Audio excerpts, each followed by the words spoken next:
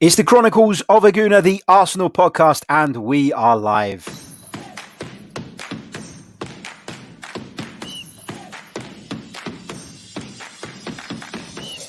You're listening to the Chronicles of a Gooner, the Arsenal podcast. I'm Martin Tyler, and you're listening to Harry Symeou.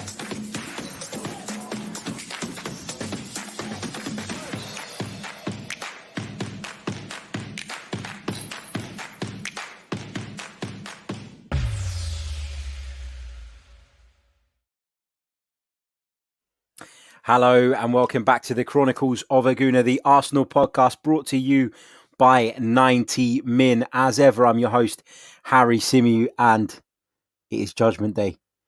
That day is upon us. Arsenal's UEFA Europa League quarter-final second leg versus Slavia Prague takes place this evening. It's huge for the context of our season. I described it yesterday as Arsenal's biggest game in the last decade. I stick by that. It's a massive, massive night for Mikel Arteta, a massive night for the football club. Can we get over the line? That is the big question. On this edition of the podcast, I'm going to be sharing with you guys my preferred starting 11 for the trip to Prague. And of course, I'll be sharing with you guys my prediction as well. Big hello to everybody in the live chat. Hope you're all good. Big shout out to Junior Gunner, who says, Harry, just ordered a Meat Feast pizza and found out you're going live later for live, and he's going to have drinks later. What great news, and what a great way to spend your Thursday. Watching the Arsenal, supporting the Chronicles of a Gooner, and indulging in a nice bit of pizza as well. And Ashton Almond was very quick in the chat to ask the important question, which is, will it be thick crust or deep pan? The answer is deep pan. The answer should always be deep pan. Big hello to Stefan White, who says they're buzzing about game day. Big hello to Alfred. Big hello to James as well, joining us from the US. Hope you are well, my friend. Hope you are good. Big hello to Ron, who says, hi, Harry. That was a great show you did with James, by the way. Thank you so much. Big hello to Abhay as well, who says, we can't lose to Slavia Prague. Completely agree. And who else have we got in here? Big hello to Lee, to Akshay, and to everybody in the live chat watching us live. Let's get on with it. It's a really big day for Arsenal, really busy day for me as well, but I wouldn't have it any other way. I'm looking forward to bringing you guys the watch along later. Of course, full commentary, plus some attempt at in-game analysis with the crowd effects and all. Really looking forward to it. So I'll be going live from 7:45 tonight. So come and join me on the channel for that. I look forward to having you.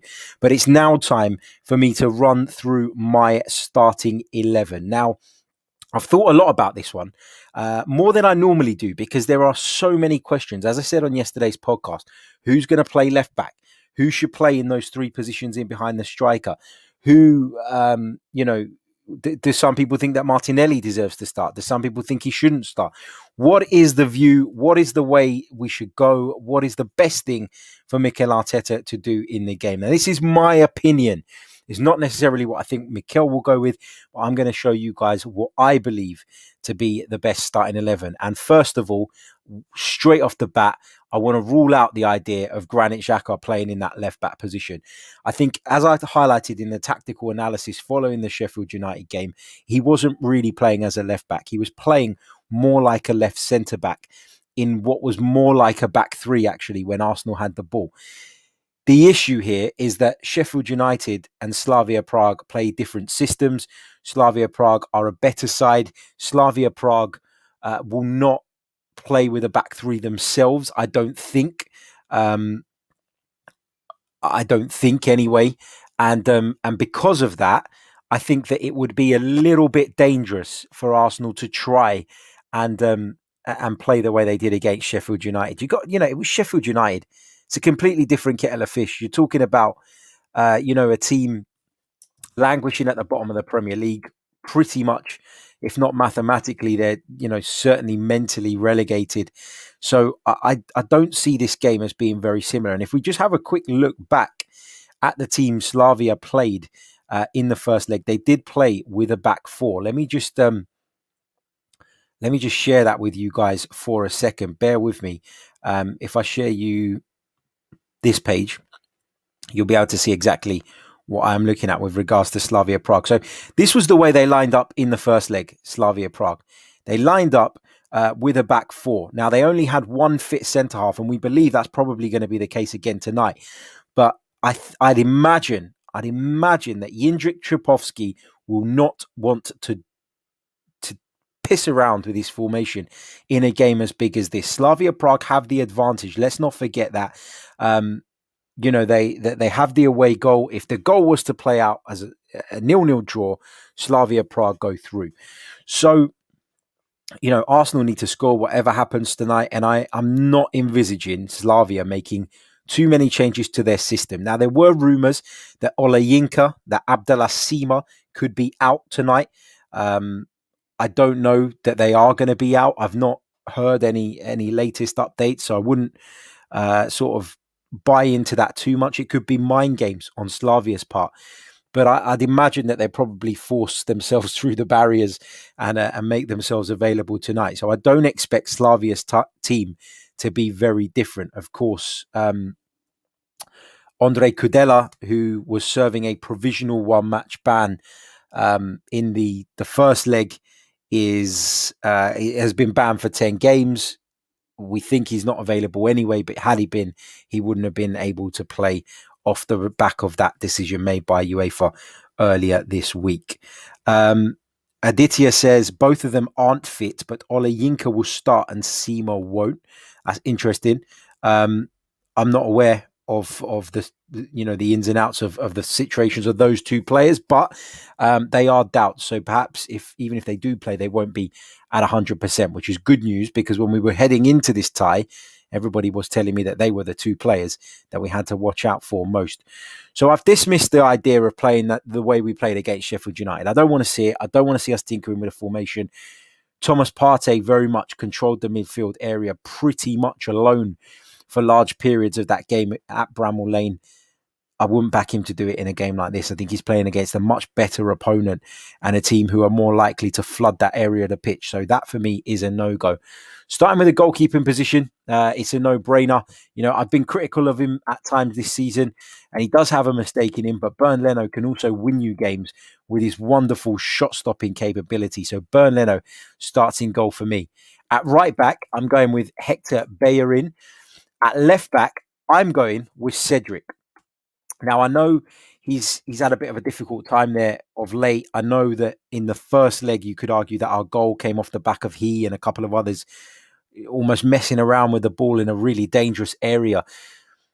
But I just think that, when you look at that game back sort of fully, and you sort of take off you turn off the anger, you turn off the frustration, and you just watch it from a more analytical standpoint, the fact is that Slavia didn't have much joy against Cedric. So he did have a moment, a moment that ultimately was a problem, but he overall did okay. Overall, he kept Slavia Prague's right-hand side at bay. So I want to see Cedric play at left back. Now, another reason as to why I don't want to see Granit Xhaka there is because I don't want to take Granit Xhaka out of our midfield. I think that weakens us. And I think that in a situation where you're struggling to fill a position, where you've clearly got an important player like Kieran Tierney absent, I don't see the sense in unsettling a couple of positions to compensate for that unless you're really, really desperate. I don't see the sense in playing Bukayo Saka at left back, because I think that Bukayo Saka is needed further up the pitch. Mishane says in the chat that Bellerin shouldn't go anywhere near this team. Cedric will be more effective at right back. We need to remember, Harry. Maybe he will, but who plays at left back then? Because I've thought about this long and hard, and I don't want to see Xhaka there, and I don't want to see Saka there, because I want to see Saka further up the pitch, and Xhaka as well. At centre back, I want to see Rob Holding on the right hand side, but on the left hand side, I want to see Pablo Mari. Now, I wouldn't be surprised. In fact, I probably expect Mikel Arteta to pick Gabriel in that position. The problem is that Gabriel and Rob Holding just do not complement one another. We've seen it so many times. They just do not complement one another. Therefore, I want to see Pablo Mari partnered alongside Rob Holding, because I think the pair work better together.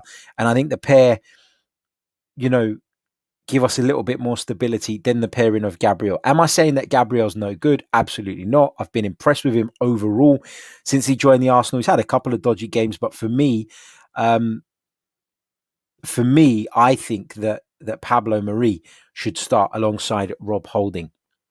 In the centre of midfield, this is easy for me. It's head and shoulders, by a mile, in fact, our best midfield partnership, and that is the pairing of Granit Xhaka and Thomas Partey. In front of them, I want to see Emile Smith-Rowe.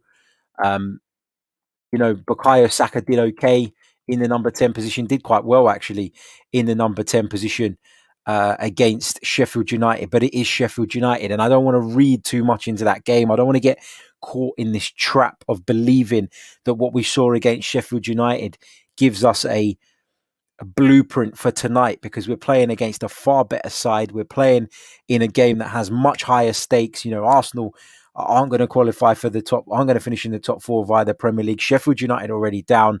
And yes, there was pride at stake, but not a great deal more than that at Bramall Lane at the weekend. Therefore, I am not getting sucked into that trap of believing that what we saw at Bramall Lane is the answer to what Mikel Arteta should be doing tonight. So I want to see Emile Smith-Rowe there.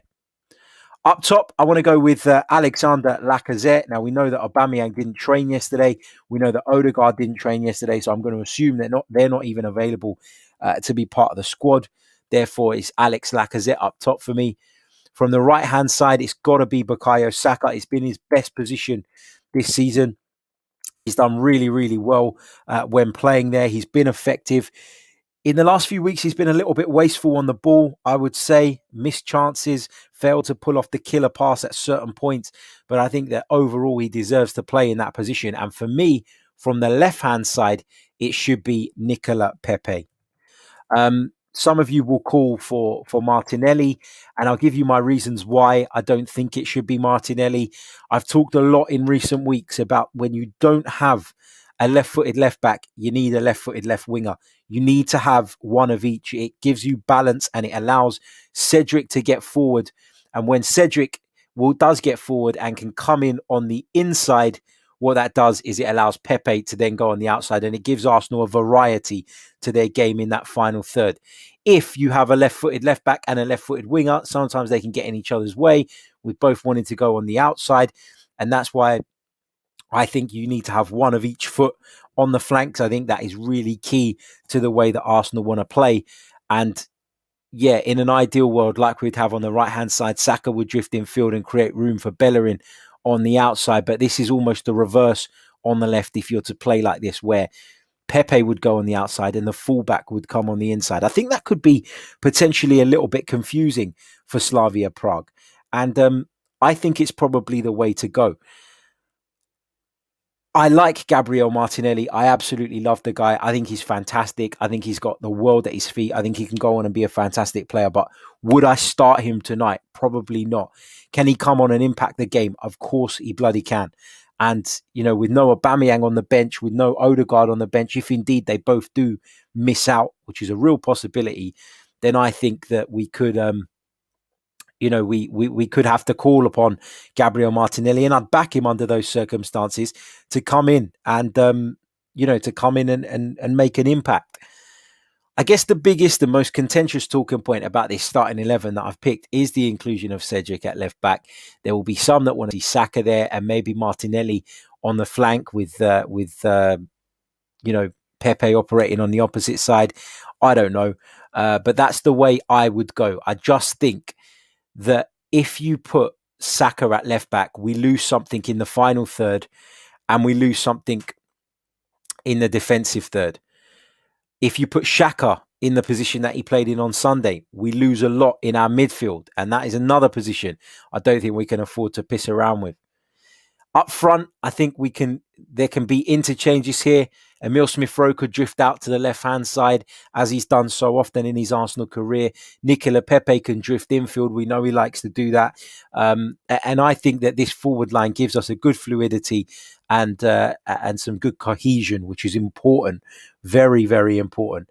So this is the lineup I'd go with. So just a quick recap for those of you listening via the audio. Leno in goal. I've gone with a back four of Bellerin, Holding, Marie and Cedric, with Cedric playing at left back. Xhaka and Partey would be my midfield duo, with Emil Smith Rowe just ahead of them. Nicola Pepe from the left, Bukayo Saka from the right, and Alexander Lacazette through the middle. That is the side that I would go with. And Mishane says in the chat that Pepe will not drift in from the left. My, oh my. He absolutely will, Mishane. And I'll tell you what, later on when I get a chance, I'll dig up the touch maps of Nicola Pepe when he's played on that left-hand side to just explain what I'm talking about. Nicola Pepe will do this. He will drift into this inside left position here. That's what Nicola Pepe will do if you play him on the left-hand side. He's done it time and time and again. The facts are there. The proof is there. All you need to do is look up the touch maps of the Ivorian when he's played in that position. He will occupy that inside left space if he gets the opportunity to play there, which gives Cedric an option. Cedric can go on the outside, but Pepe playing on that side also gives him the ability to go on the outside as well. So it does give us some variety. That's what I'd go with. I think Pepe can drift in and he can play on the outside. I think he can do so much. And he doesn't necessarily have to use his weaker foot just because he's drifted slightly more in field. You can shoot with your left foot from that angle. Why not? I think that's crazy to suggest that he can't. It's like saying that no winger who's played on their right side has ever drifted slightly in field from fear of having to use their weaker foot. It's simply not true. And it's an assumption that is just, in my opinion, completely incorrect. So that's the team I'd go with. And I know, again, as I've said, the debate will be around Martinelli not being included, and the debate will be around what happens at left back. But that is what I am going with. So that is my team. In terms of a prediction tonight, I was on the sports bar on TalkSport very late last night. I was accused of being on the sauce when I predicted that I thought Arsenal would win this by 3-1 on the night. I'm sticking with that prediction. I'm feeling positive. I really, really am. I think that Arsenal were by far and away the better side in the first leg, and were very, very unlucky not to have held on to the lead and not to have added to their goal tally. So I'm not looking at Slavia Prague and particularly sort of fearful of them. I'm not very fearful of them. I think that they are a good side, but I think Arsenal can be on their day, and hopefully tonight is one of those nights and one of those days. Arsenal at their best are far better than Slavia at their best. So I am confident that Arsenal can go away from home and get the job done. A nice early goal would be fantastic.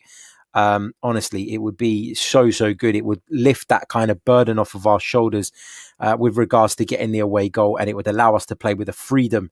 And Arsenal, when they play with freedom, tend to be a far better side. Big hello to everybody joining us in the chat a little bit later on as well. Get your predictions in the chat.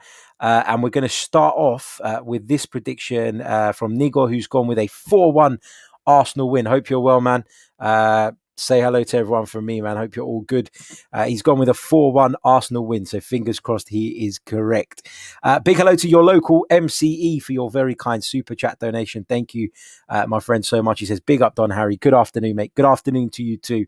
And hopefully we're celebrating a good evening tonight as well, and a place in the semi-finals of the UEFA Europa League. Big hello to Ron Stone. It says 2-1 to the Arsenal. Get your predictions in the chat. Sam says 1-0 after full time. Arsenal win on pens. 1-0 after. If Arsenal win 1-0 after full time, then we're through, man. We're through. There would be no need for pens. So we'll take that every day of the week. Jo4 says 3-1 Arsenal. Xander says 2-0 Arsenal. Gooner Vetla says 1-0 to the Arsenal. Big hello to David Barrack. Alfred says 2-0. Java Gaming says 1-1. Arsenal winning in the end. I think Sam meant 1-1. It was a typo. There you go. Akshay says 3-1 to the Arsenal. What else have we got here? Steve says 2-1 Arsenal. Your local MCE says they're excited for tonight. The players best go out there and play for Arteta. 3-1. Mikel Velk says 2-1 Slavia. Boo. We don't want to hear that. We want positivity. Robert says 0-0. Arsenal Granny says 2-1 Arsenal. Will says 2-0. Andrew says 1-1 at full time and Arsenal to win in extra time. Raymond's gone for a 2-0 Arsenal win. Sacanelli says 2-2 Arsenal. Love that name, by the way. 3-1, 3-1, 2-1, 0-0. 3-1. So lots of positivity, which is what we like to see. There's a 5-5 in the chat, which is a little bit ambitious, I think. Freddie Owusu, one of our members, says, I feel a tanking for them 3-0 to the Gunners. Come on. Love that as well. Mikal says, sorry, I'm a Slavia fan. I'm looking up for tonight and good luck, buddy. Listen, man, if I was a Slavia fan, I'd be positive as well. You have to be. You have to believe in your team. You have to support your team, particularly when it gets to this stage of the competition. Mishane has gone with a 0-0. Bedros has gone with a 4-1 win. So, yeah, lots of positivity. I'll just address this one question before I jump off. We Love Arsenal says, you said Cedric didn't have any problems at left back. So why can't Saka be there for more attacking options? It's just purely down to the fact, mate, that I would rather have Saka in the attacking third of the pitch. He's been so key to Arsenal in that area. And to take him out of there to compensate, you know, in a position where I think that Cedric can do a good enough job. It isn't going to be a flawless job, but a good enough job, I think would be weakening the side. That's my way of looking at it. It's my view. I totally accept people have a different opinion to that, but that is where I stand on it. Big hello to Matt G, who's joining us in the chat as well. So I'm going with the Arsenal 3-1 win. Don't forget, you can come and join me for the watch along tonight from 7:45 p.m. Might have to pour myself a drink for that one. I envisage it's going to be quite stressful, but looking forward to having you guys on board for that. If you're interested in supporting the channel to help me bring you more daily content, then click on the link in the description and become a member.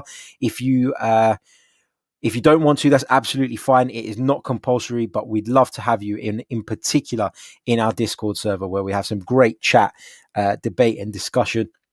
And we're building a nice little community.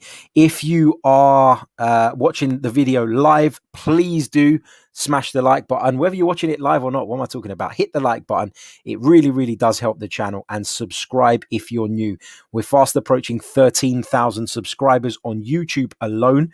And if we hit that mark, we'll be around the 20k mark overall. So that would be fantastic. If you could do that, I would be so grateful. So let's do it. And fingers crossed tonight, we're all sitting here smiling and reacting to an Arsenal win that puts us in the last 4 of the UEFA Europa League. I'll catch you all very soon. Until later on this evening. Ciao.